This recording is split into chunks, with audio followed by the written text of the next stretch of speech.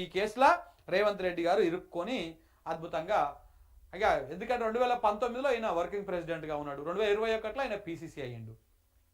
దీని 2023 దాకా ఈ ఎవరెవరి నుంచి డబ్బులు వచ్చినాయి అనే దాన్ని ఈడీ క్షుణ్ణంగా పరిశీలిస్తున్నది. ఎప్పటి నుంచి 2019 నుంచి 2022-23 దాకా ఎక్కడెక్కడ నుంచి ఈ యంగ్ ఇండియా అనేటువంటి కంపెనీకి డబ్బులు వచ్చినాయి, ఎక్కడెక్కడ నుంచి ఈ ఏజేల్ అనేటువంటి సంస్థకు డబ్బులు వచ్చినాయి, ఎట్లెట్లు వచ్చినాయి అనేటి మొత్తం కూడా కూపీ లాగుతా ఉంది ఈడీ.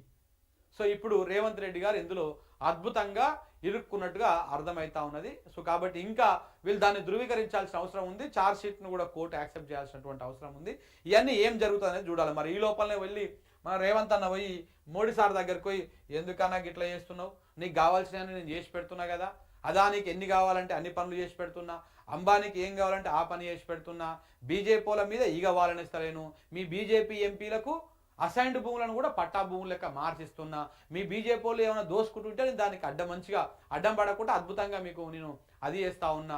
బండి అన్న ఏం చేస్తున్నాడో మనకు తెలియదా, ఆయనకు ఎంత సహకరిస్తున్నా, నేను ఎన్ని రకాలుగా సహకరిస్తున్నా, ఏ దందాల్లో ఎట్ట సహకరిస్తున్నో తెలుసు కదా. ఇవన్నీ కూడా మీకు సహకరిస్తుంటే మళ్ళీ నా మీద ఎందుకు ఈడీ అని చెప్పేసి ఇది చేస్తూ ఉన్నారు అని చెప్పేసి ఈయన పోయి మరి బేరానికి పోతే, వ్యవహారం పోతే మరి ఏమన్నా సెటిల్మెంట్ చేసుకుంటాడా లేకపోతే మొత్తానికే కాకుండా చేసుకుంటాడా ఇక చూడాల్సినటువంటి అవసరం ఉంది.